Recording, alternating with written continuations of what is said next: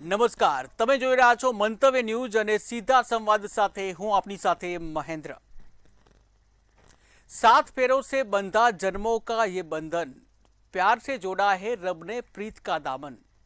જી હા, લગ્નમાં સાત ફેરાનું શાસ્ત્રોક્ત મહત્વ સાથે કાનૂની મહત્વ પણ જરૂરી છે અને તેને લગતો મહત્વનો ચુકાદો ગુજરાત હાઈકોર્ટે આપ્યો છે।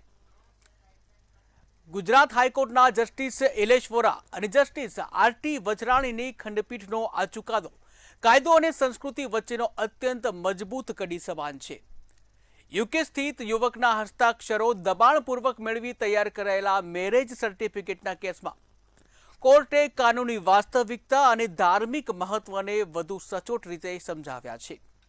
હિન્દુ મેરેજ એક્ટ 1955ની કલમ 7 મુજબ લગ્ન ત્યારે જ કાયદેસર બને છે જ્યારે બંને પક્ષોના રીતિ રિવાજો અને સપ્તપદી એટલે કે 7 પગલાની પવિત્ર વિધિ પૂર્ણ થઈ હોય। ઋગ્વેદ અનુસાર 7 ડગલા પછી જ વર કન્યા સખાભાવથી સુખ દુઃખના સાથી બને છે। ત્યારે કલમ 8 હેઠળનું રજીસ્ટ્રેશન માત્ર પહેલા થયેલા લગ્નનો દસ્તાવેજી પુરાવો છે, તે પોતે લગ્નનું સર્જન કરી શકતું નથી। વાસ્તવિકતા એ છે કે લગ્ન એ માત્ર ગીત સંગીત ખાવા પીવાનો કાર્યક્રમ કે વ્યવસાયિક સોદો નથી, પરંતુ સમાજનો પાયો મજબૂત કરતો પવિત્ર સંસ્કાર છે। ત્યારે પત્નીની કબૂલાત છતાં નીચલી કોર્ટે ચલાવેલી લાંબી કાનૂની પ્રક્રિયાને રદ કરીને હાઈકોર્ટે આ કથિત લગ્નને અમાન્ય ઠેરવી મોટો દાખલો બેસાડ્યો છે। ત્યારે લગ્ન માટે 7 ફેરા એ ખૂબ જ જરૂરી હોય છે અને આ ચુકાદો આવનારી એ જેનજી જનરેશન માટે પણ ખૂબ જ મહત્વનો છે। માત્ર સર્ટિફિકેટથી હવે લગ્ન માન્ય નહીં રહે। જો કે હિન્દુ મેરેજ એક્ટ 1955ની કલમ 7 મુજબ હિન્દુ મેરેજમાં જે વિધિ પ્રમાણે 7 પગલાં હોવા જરૂરી છે, આ સાથે જ મેરેજ સર્ટિફિકેટ પણ હોવું જરૂરી છે। આ બંને હશે ત્યારે જ કાયદાકીય લગ્ન છે એ કાયદેસર માનવામાં આવે છે। ત્યારે ખાસ કરીને આજે વધી રહેલા જે છેતરપિંડીથી લગ્ન થતા જે કિસ્સાઓ છે, ખાસ કરીને લવ જેહાદ સહિત અનેક જે કિસ્સાઓ સામે આવે છે, આ તમામ કિસ્સા માટે આ ચુકાદો અત્યંત મહત્વપૂર્ણ સાબિત થાય છે। ત્યારે આ ચુકાદાથી આવનારી જનરેશન છે તેને ચોક્કસ એક શીખ મળશે અને આટલા માટે જ જે કહી શકાય આ ચુકાદાને મહત્વનો માનવામાં આવે છે। ત્યારે આ જ મુદ્દે આપણી સાથે ચર્ચા કરવા માટે જોડાઈ ગયા છે ગુજરાત હાઈકોર્ટના એડવોકેટ ચેતન વિઠલાપરા, શાસ્ત્રી હિરેન જોશી કે જેઓ પંડિત છે, મંગેશ દેસાઈ હિન્દુ આગેવાન। આપ ત્રણેય મહાનુભાવોનું મંતવ્ય ન્યૂઝમાં સ્વાગત છે। ત્યારે શરૂઆત કરીશ મંગેશભાઈ આપનાથી કે જે રીતે ગુજરાત હાઈકોર્ટનો આ ચુકાદો છે કે જેમાં હિન્દુ સામાજિક વ્યવસ્થા અને પરંપરાઓના રક્ષણ તરીકે જુઓ છો કે પછી આનાથી કોઈ સામાજિક વિવાદ વધશે, આપ કેવી રીતે જુઓ છો? ચોક્કસ, પહેલા તો આપના માધ્યમથી હું હાઈકોર્ટના ડિવિઝન બેન્ચના માનનીય જજશ્રીને ખૂબ ખૂબ અભિનંદન આપું છું કે હિન્દુ સમાજની ધાર્મિક લાગણી ને અનુભવી અને લગ્નને જે સંસ્કાર માનવામાં આવે છે, આપણા હિન્દુ શાસ્ત્ર મુજબ 16 સંસ્કારોમાંના 15મો સંસ્કાર છે વિવાહનો, ગૃહસ્થ જીવનમાં પ્રવેશનો। એને અનુલક્ષીને જે જજ સાહેબે જજમેન્ટ આપ્યું છે એ ચોક્કસ આની ઉપરથી કેન્દ્ર સરકાર અને રાજ્ય સરકારે સંજ્ઞાન લઈ અને સમયોચિત બંધારણમાં પણ ફેરફાર કરવાની આવશ્યકતા લાગે તો કરી અને આ નિર્ણય લાગુ કરવો જોઈએ એવી આપના માધ્યમથી હું સરકારને પણ વિનંતી કરું છું। અને સંસ્કારનો 16 સંસ્કારનો જે અર્થ આપણા ધાર્મિક રીતે થાય છે, વૈદિક રીતે, તો એમાં વ્યક્તિત્વનો સર્વાંગી વિકાસ છે, માનસિક શાંતિ અને સંયમ મળે છે, પરિવાર અને સમાજમાં સુમેળ મળે છે, સ્વચ્છ અને સંસ્કારી પેઢીનું નિર્માણ થાય છે, ધાર્મિક અને આધ્યાત્મિક ઉન્નતિ થાય છે। જો સંસ્કારોથી સંસ્કૃતિ અને સંસ્કૃતિથી સમાજ અને સમાજથી જ રાષ્ટ્ર મહાન બને છે એવું મારું માનવું છે, તો સરકારે આની ઉપરથી વિચાર કરી બંધારણીય ફેરફાર કરી અને આમાં સરકારનો ધ્યાન ઉપર હું મૂકું છું અને નવા કાયદા મુજબ સરકારશ્રીએ પણ આ આવા લગ્ન પ્રમાણપત્રમાં સપ્તપદી કરાવનાર ગોર મહારાજ બ્રાહ્મણ અને માતા પિતાનું એફિડેવિટ ફરજિયાત કરવું જોઈએ નવા કાયદા મુજબ એવી અનેક સંસ્થાઓની સામાજિક સંસ્થાઓની પણ માંગણી છે અને હું પણ આપના માધ્યમથી સરકારના ધ્યાન ઉપર મૂકું છું. અને કાયદાના નામે આપણી સંસ્કૃતિ અને ધાર્મિકતા લુપ્ત થતી જતી હોય તો બંધારણમાં સંશોધન આવશ્યક હોય ત્યાં ચોક્કસ કરવું જોઈએ એવું અનેક સામાજિક સંસ્થાઓ ઘણા સમયથી આંદોલન ચલાવી રહી છે સરકાર સામે પણ. બિલકુલ. તો જે આપણા હિન્દુ મેરેજ એક્ટ છે અને સ્પેશિયલ મેરેજ એક્ટ છે બંનેમાં ચેન્જીસ કરી ગોર મહારાજ અને માતા પિતાના એફિડેવિટ ફરજિયાત કરવા જોઈએ. અને આ ચુકાદો હિન્દુ મેરેજ એક્ટ અને હિન્દુ સમાજ માટે ખૂબ સારો છે. આપના માધ્યમથી ફરી વખત માનનીય જજ સાહેબોને અભિનંદન પાઠવું. બિલકુલ. શાસ્ત્રીજી, આપને પૂછવા માંગીશ કે જે રીતે આ ચુકાદો આપવામાં આવ્યો છે ત્યારે કલમ 7માં જે સપ્તપદી એટલે કે 7 ડગલા છે તેનું મહત્વ અને ઉલ્લેખ દર્શાવવામાં આવ્યો છે. આપ એક શાસ્ત્રી છો તો આપના અનુસાર જે આ 7 ડગલા કે 7 જે ફેરા છે તેનું શું મહત્વ છે ધાર્મિક? 16 સંસ્કારમાંનો એક સંસ્કાર એટલે વિવાહ સંસ્કાર છે. વિવાહ સંસ્કાર માત્ર બે પરિવારનું મિલન નથી, બે વ્યક્તિઓનું મિલન નથી, બે પરિવારનું મિલન છે. અને આગળની પરંપરા સંપૂર્ણપણે હિન્દુત્વ એ ચાલે, હિન્દુત્વને લઈને ચાલે એક સંસ્કારનો મહત્તમ નિયમ છે. બીજી વસ્તુ કે સંસ્કારની અંદર જે વિવાહ સંસ્કાર છે માત્ર 4 ફેરા છે. સપ્તપદી છે, જે સપ્તપદી વાંચવામાં આવે છે એ ખાલી 7 પદી જે 7 વચન જે સ્ત્રી અને પુરુષ એટલે કન્યા અને વરરાજા બંને જે લે છે જો એક ખાલી એનું પાલન કરે ને તો પણ વિવાહ સંસ્કાર ઉત્તમ વિવાહ સંસ્કાર કહેવામાં આવે છે. કારણ કે એની અંદર જ ઘણું બધું છે. જેમ એક છે કે દુખે દૂર દુખે ધીરા સુખે રિશ્તા, હું દુઃખમાં અને સુખમાં આપની સાથે રહી. એક મહત્વની વસ્તુ, કારણ કે અત્યારે જે લગ્ન વિચ્છેદ થઈ રહ્યા છે એનું કારણ છે કે હવે સહન શક્તિ બહુ ઓછી થતી રહી છે. વિવાહ સંસ્કારમાં એ બહુ મહત્વની વસ્તુ છે. વિવાહ સંસ્કારથી સમાજની ઉન્નતિ થાય છે અને સંસ્કૃતિની પણ ઉન્નતિ થાય છે. અને હું તો બંને જજ સાહેબ ભાસાણી સાહેબનો પણ ખૂબ ખૂબ આભાર માનું છું કે એને સંસ્કારને સમજી અને હિન્દુ રીત રિવાજને મહત્વ આપ્યું છે. અને એનાથી આગળ પણ જો કેન્દ્ર સરકાર અને ગુજરાત સરકાર પણ જો આમાં સંજ્ઞાન લે અને વધારે વિવાહ સંસ્કારને મહત્વ આપે અને એ પણ પરસ્પર સંમતિથી તો ખૂબ સારું કહેવામાં આવે છે. બિલકુલ. ચેતનભાઈ, આપણા પાસે આવીશ કે જે રીતે જે આ ચુકાદો જે આપવામાં આવ્યો છે હિન્દુ મેરેજ એક્ટમાં તેનો ઉલ્લેખ ઓલરેડી કરેલો જ છે કલમ 7 અને કલમ 8. ત્યારે આ બંને વચ્ચે વિરોધાભાસ પણ ક્યાંક ને ક્યાંક જોવા મળતો હોય છે. આપની દ્રષ્ટિએ આપ સમગ્ર ઘટનાને કેવી રીતે જોવો છો? આજે જે નામદાર ગુજરાત હાઈકોર્ટે જે ચુકાદો આપ્યો છે એક સમાજમાં એક સારો શ્રેષ્ઠ અને કાયદાકીય અભ્યાસી અધિવક્તા તરીકે હું ચોક્કસ કહીશ કે કલમ 7નું જે હિન્દુ મેરેજ એક્ટ 1955નું જે નામદાર કોર્ટે અર્થઘટન કરેલું છે, નામદાર ગુજરાત હાઈકોર્ટે સ્પષ્ટ કીધેલું છે આ ચુકાદામાં કે જે કલમ 8 અંતર્ગત જે સર્ટિફિકેટ આપવામાં આવે છે એ એક પુરાવો છે મેરેજનો. પણ લગ્ન થયા છે કે નથી થયા તે માત્ર કલમ 7ના જે પ્રક્રિયા છે સાંસ્કૃતિક, જે એક સંસ્કાર કીધા છે લગ્નને, એમાં સપ્તપદી થવું જોઈએ. જે પ્રક્રિયાના આધીન જ્યાં સુધી કલમ 7નું સંપૂર્ણ પાલન નથી થતું અથવા કોઈ લગ્ન કરનારા એ જો પ્રક્રિયામાંથી પસાર નથી થયા, ત્યાં માનનીય ગોર મહારાજ હોય, અગ્નિની હાજરી હોવી જરૂરી છે, સપ્તપદી થવી જરૂરી છે. આ બધા સંસ્કારની પ્રક્રિયા પૂર્ણ થાય ત્યારબાદ જ લગ્ન કહેવાય. કારણ કે નામદાર કોર્ટે પોતાના ચુકાદામાં ઋગ્વેદનો પણ ઉલ્લેખ કરેલો છે, સેક્શન 7નું કલમ 7નું વિસ્તૃત અર્થઘટન કરેલું છે. અને આની જે ચુકાદાની દ્રષ્ટિએ 100% હું એવું માનું છું કે જે અનેક પ્રકારના જે અલગ અલગ રીતે ખોટી રીતે લગ્ન થતા હોય તે ચોક્કસ અટકશે. જે આપણે શરૂઆતમાં કીધું કે લવ જેહાદ કે જે અલગ અલગ જે લગ્ન થતા હોય જેમાં એ પણ અટકશે. અને સાથે સાથે નામદાર વડી અદાલતે માર્મિક ટકોર પણ કરેલી છે ચુકાદામાં કે લગ્ન એક સંસ્કાર છે. આપણે જે કીધું અહીંયા જમવાનું, ડાન્સિંગ, સિંગિંગ કે કોઈ પૈસા ખર્ચવાનું સ્થાન નથી. બિલકુલ. એટલે માર્મિક ટકોરમાં કોર્ટે એવું પણ કીધેલું છે કે જુવાન જે છે છોકરાઓ અને છોકરીઓએ આને સિરિયસ લઈ એક રમત ન ગણી અને જે કુટુંબનું જે સાથે રહેવાના એકબીજાના વચનો જે છે બિલકુલ. તે સેક્શન 7 ને વિસ્તૃત રીતે નામદાર કોર્ટે ઉલ્લેખ કરેલો છે અને સ્વાભાવિક કે આજે જે ચુકાદાનું છે એની જાજી અસર થશે અને આ જ કાયદા મુજબ બીજા રાજ્યો જે છે તેમાં પણ આની જે લીગલ ફ્રેટર્નિટી ઉપર અસર ચોક્કસ થવાની છે. બિલકુલ. પરંતુ ચેતનભાઈ, જે રીતે મેરેજ સર્ટિફિકેટ જે અંતિમ પુરાવો ન ગણાય તેવું કહેવામાં આવ્યું છે, ત્યારે તેનાથી ભવિષ્યમાં જે દસ્તાવેજો છે, સરકારી દસ્તાવેજો, તેના પરની વિશ્વસનીયતા ઘટશે એવું લાગતું નથી આપને?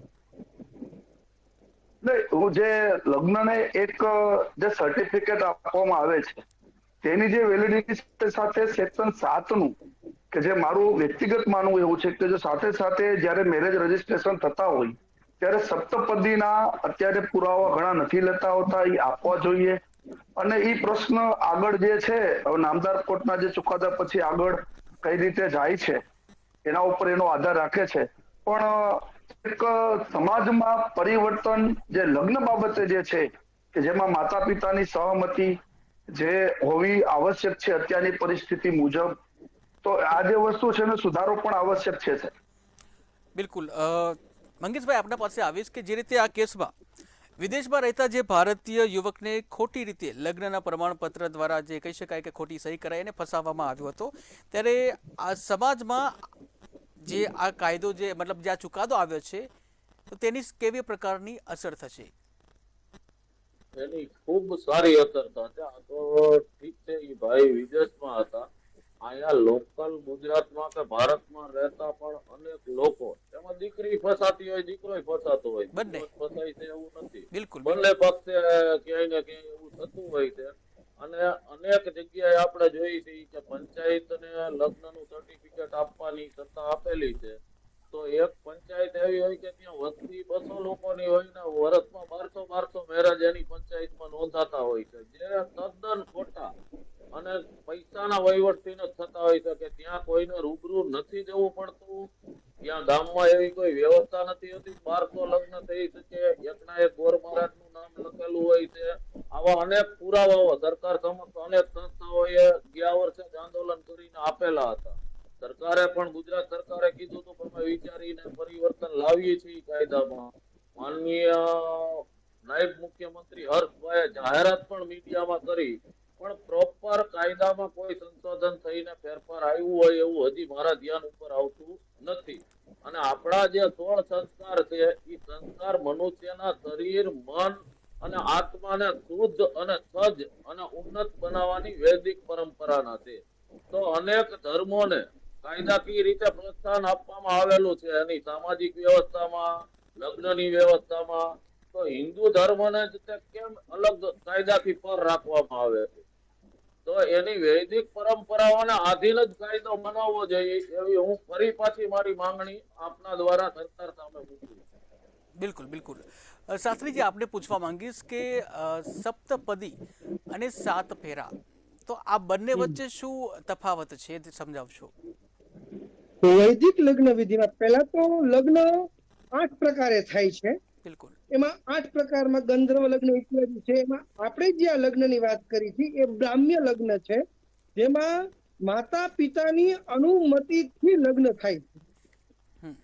એ લગ્નની અંદર સપ્તપદી એટલે 7 ફેરા નથી, એ 7 વચન છે. 4 ફેરા છે અને ચતુર્થ ફેરાની અંદર જે છે ત્યારબાદ 7 વચન અગ્નિની, બ્રાહ્મણની અને સગા સંબંધી મિત્રોની સામે વચન લેવાના છે. જેવી રીતના પ્રધાનમંત્રી કે મુખ્યમંત્રી જેમ ગવર્નર સામે પ્રોમિસ કરે છે, આ લે છે શપથવિધિ, એમ આ શપથવિધિ જે 7 વચન છે કે અમે હવે એકબીજાને સમર્પિત ભાવથી રહેશું, દુઃખમાં અને સુખમાં એકબીજાને નિભાવશું અને અમે અન્યને નહીં જોઈએ અને અન્ય તરફ દ્રષ્ટિ નહીં કરીએ. એક ઉદાર ભાવ છે વિવાહ સંસ્કાર, હિન્દુ સંસ્કૃતિના વિવાહ સંસ્કારમાં. ઘણા અને વિવાહને કોન્ટ્રાક્ટ પણ સમજે છે, એની ઉપર આપણે અત્યારે નહીં જોઈએ, પણ વિવાહ એક સંસ્કાર છે. હિન્દુ રીત રિવાજ પ્રમાણે જો તમે હિન્દુત્વને માનતા હો તો વિવાહ એક સંસ્કાર છે અને એની અંદર આ 7 વચન છે, એને આપણે પાલન કરવું જોઈએ. બિલકુલ ચેતનભાઈ, આપણે પૂછવા માંગીશ કે આ કેસમાં જે કહેવાય છે કે યુવકને જે લાલચ અને ધમકી આપી અને સહી કરાવવાનો જે આરોપ જે હતો, બરાબર, તો કાયદાકીય રીતે આપણે જોઈએ તો આ ચુકાદો જે છે જે કહી શકાય કે બ્લેકમેલિંગ અને છેતરપિંડી અટકાવવા માટે માઇલસ્ટોન સાબિત થાય. યસ, ચોક્કસ. જે ચુકાદાની જે નામદાર કોર્ટે સત્ય હકીકતો રજૂ કરેલી છે એમાં એવું સ્પષ્ટ લખેલું છે જે યુવક છે એ જે મહિલા છે પોતાના પિતાની ફેક્ટરીમાં કામ કરતો હતો, પ્રમોશન કે ટર્મિનેશન બાબતને ધ્યાનમાં લઈ કોઈ અલગ રીતે જેને અંધારામાં રાખી એને સહી લઈને ડોક્યુમેન્ટ કરી દીધેલું છે. જ્યારે છોકરો વિદેશમાં હતો અને ઘરે જઈને કહેવામાં આવે છે કે હું તમારા છોકરાની પત્ની છું, નામદાર કોર્ટે એવું પણ ખાસ કરીને ઉલ્લેખ ચુકાદામાં કરેલો છે કે છોકરી અને છોકરાએ એક દિવસ સાથે રહ્યા પણ નથી.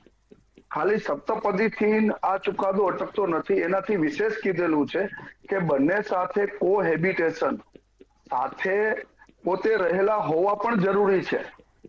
ઘણા બધા એવા કિસ્સાઓ નજરમાં આવતા હોય છે, સર્ટિફિકેટ આવી જતા હોય છે પણ સાથે રહેતા ન હોય. એટલે આમાં જે રીતે કોઈનો બંધારણીય હક જે ખોટી રીતે આ ચુકાદામાં છીનવાતો નથી, પણ આવું બ્લેકમેલિંગ કે આવા થવાના કિસ્સામાં આ ચુકાદો ચોક્કસપણે જે ભોગ બનનાર છે ખોટી રીતે એને સુરક્ષા આપે છે. બિલકુલ ચેતનભાઈ, આપે જે વાત કરી બંધારણીય હકની જે વાત કરી, તો ઘણા એવા લોકો પણ છે કે જે ધાર્મિક વિધિમાં નથી માનતા અને તેઓ કાયદેસર રીતે લગ્ન કરવા માંગે છે. તો આ ધાર્મિક વિધિ છે એ તેઓની વ્યક્તિગત સ્વતંત્રતા છે, આ વ્યક્તિગત સ્વતંત્રતા ઉપર ધાર્મિક દબાણ નથી લાગતું? ના, હું એ બાબતે સ્પષ્ટીકરણ કરીશ કે આજે કાયદાઓ જે બધા બનેલાઓ છે ભારતમાં પ્રવર્તમાન, એ બધા ભારતીય બંધારણને આધીને બનેલા છે. ભારતીય બંધારણ સર્વોપરી છે. જ્યારે 1955માં જયારે કાયદો બનાવવામાં આવેલો ત્યારે બધા પાસાઓ ધ્યાનમાં રાખેલા છે. આજે કાયદો છે હિન્દુઓ માટે છે, તો હિન્દુમાં લગ્ન એક સંસ્કાર છે, સંસ્કારનો એક આપણા અનેકો સંસ્કારનો એક ભાગ છે. સંસ્કારમાં એક આ પ્રક્રિયા છે, જેમ અલગ અલગ પ્રક્રિયા હોય એનો એક ભાગ છે. અમુક હિન્દુઓ જે આપણે કીધું કે માનતા ન હોય તો એને આપણા સંસ્કારો વિશે જાણ નથી, તો એને જાણવું જોઈએ કે લગ્ન અમુક વ્યક્તિઓમાં એક કોન્ટ્રાક્ટ તરીકે લેવાતા હોય છે, એની સમજણ ન હોય. જ્યારે કોઈ હિન્દુ હોય એના માટે હિન્દુ શાસ્ત્ર મુજબ લગ્ન આ ચુકાદાથી કોર્ટે પ્રસ્થાપિત કરેલું છે. જો તમે હિન્દુ છો, હિન્દુ મેરેજ અંતર્ગત તમારા લગ્ન થાય છે તો કલમ 7 પૂર્તતા થવી જરૂરી છે. એ કોઈના બંધારણીય હકનો વાયોલેશન થતું જ નથી. બિલકુલ. શાસ્ત્રીજી, આપણા પાસે આવીશ કે જે રીતે અદાલતે કહ્યું છે કે લગ્ન એ વ્યવસાયિક સોદો નથી પરંતુ પવિત્ર સંસ્કાર છે, ત્યારે આજની જે હાઈફાઈ લાઈફસ્ટાઈલ જે જોવા મળે છે તેમાં ખાસ કરીને જે ફોટોગ્રાફી અને પ્રી વેડિંગને જે ફોટોગ્રાફીને ખૂબ મહત્વ આપવામાં આવતું હોય છે, ત્યારે ધાર્મિક વિધિ ચાલી રહી હોય છે અને ક્યાંક ને ક્યાંક ધાર્મિક વિધિ અટકાવીને પણ ફોટો અને વિડીયોના અમુક પોઝ લેવામાં આવે છે. તો આપણે નથી લાગતું કે ક્યાંક ને ક્યાંક તેનાથી જે સંસ્કાર છે એ લુપ્ત થતા હોય? ખરેખર હવે મારા જ શબ્દો હું જણાવું તો હવે છે ને વિવાહ સંસ્કારમાં દેખાડો વધી ગયો છે. વિધિ ખાલી 2 કલાકની કે કલાકની કરવાની, બાકી ફોટા, ખોટી એન્ટ્રી, એમાં વધારે પૈસા બગાડવા. મૂળ વસ્તુ છે, મૂળ વસ્તુને આપણે ભૂલતા જઈ રહી છીએ. આપણે હિન્દુ સંસ્કૃતિનું મૂળ છે કે વિવાહ સંસ્કારની જે વેદી બની હોય એ વેદીની ઉપર આપણે ઉપાને એટલે કે ચંપલ પહેરીને ન જવું જોઈએ, પણ ફોટોગ્રાફર ચંપલ પહેરીને જ આવે છે. બિલકુલ. મોટા ભાગના જેને ખબર છે નથી આવતા, અથવા અમે કહીએ મારું માનીએ વાત પાછી અલગ છે, બાકી નહીતર અત્યારે એવું થઈ ગયું છે 2 મિનિટમાં અમે ફોટા પડાવી લઈએ, અમારે એન્ટ્રી કરી. ઘણી વાર સમય સાંજનો હોય તો રાતું કરી નાખે કે ભાઈ રાત્રે આવીએ તો પેલી ઓલી ઝળહળતી થાય, લાઇટિંગમાં ફોટા વધારે સારા આવે, તો એક ખોટો દેખાડાની વાત આવી ગઈ. વિવાહ સંસ્કાર છે, જે વિધિ છે, જે સંસ્કૃતિનું મૂલ્ય છે, એ હવે થોડું લુપ્ત થતું હોય તો ઘટતું હોય એવું થઈ રહ્યું છે. બિલકુલ, એનાથી આપણે બચવું જોઈએ. બિલકુલ. મંગેશભાઈ, મહત્વ જેનું છે વિવાહનું, વિવાહ સંસ્કારનું, એની પર મહત્વ વધારે આપવું જોઈએ એવી આપના માધ્યમથી, મંતવ્ય ચેનલના માધ્યમથી હું દરેક સમાજના વ્યક્તિઓને વિનંતી કરું છું. બિલકુલ બિલકુલ.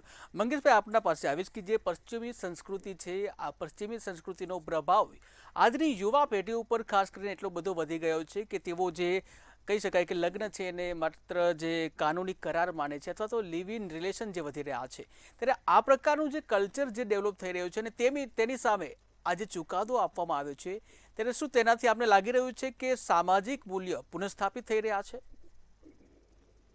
એ ચોક્કસ. હવે આપણી 1947 ભારત આઝાદ થયા પછી જે એક નવી જ વિચારધારા, વામપંથી વિચારધારા દાખલ થઈ, કાંઈક ને કંઈક આપણા બંધારણમાં પણ એ વિચારધારા આવી એવું લાગે છે મને. આપણા સામાજિક જીવનમાં પણ આવી અને એનીથી ઘણા બધા ચેન્જીસો જે સનાતન સંસ્કૃતિને ખતમ કરવા માટેના, આપણી ધાર્મિક લાગણીઓ ખતમ કરવા માટેના અને ઈ યુવાધનને ઈ રવાડે ચડાવવા માટેના જે પ્રયાસો વિશ્વભરમાંથી થઈ રહ્યા છે, એમાં કાંઈક ને કંઈક આપણે સામાજિક લેવલે વડીલોની પણ ભૂમિકા ખરાબ રહી છે કે આપણા સંતાનોને ધાર્મિકતા વિશે પૂરતું જ્ઞાન આપી શકતા નથી કે આપ્યું નથી. તો જે 16 સંસ્કાર છે એ માણસનું ગર્ભધાન થાય ત્યારથી લઈને અંત્યેષ્ટિ સુધીના છે. જો એ 16 સંસ્કાર મુજબ જ ખાલી વર્તન કરવામાં આવે તો સમાજની ઉન્નતિ 100% થાય. એમાં 1 થી 3 સંસ્કાર છે એ ગર્ભ સંસ્કાર જ છે, ગર્ભાધાન, પુંસવન અને સીમંતોનિયન સંસ્કાર.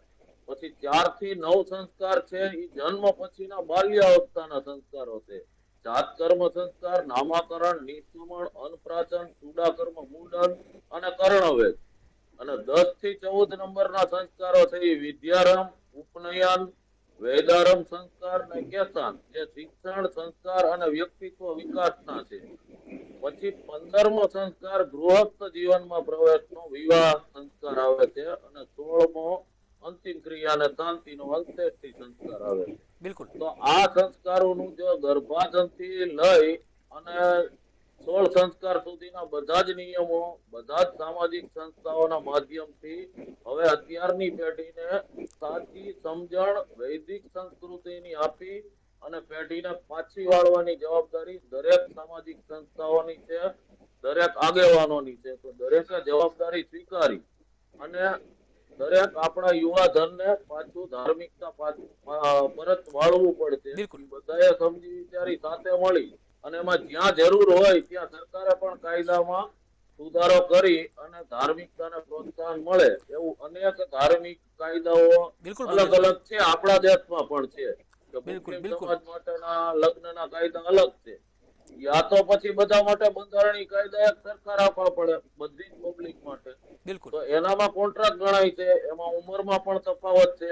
આપણામાં એક વિવાહ સંસ્કાર ગણાય છે, આપણામાં ઉંમરમાં તફાવત છે. તો એક દેશના નાગરિકમાં ડબલ કાયદા શું કામ? ધર્મના આધારે.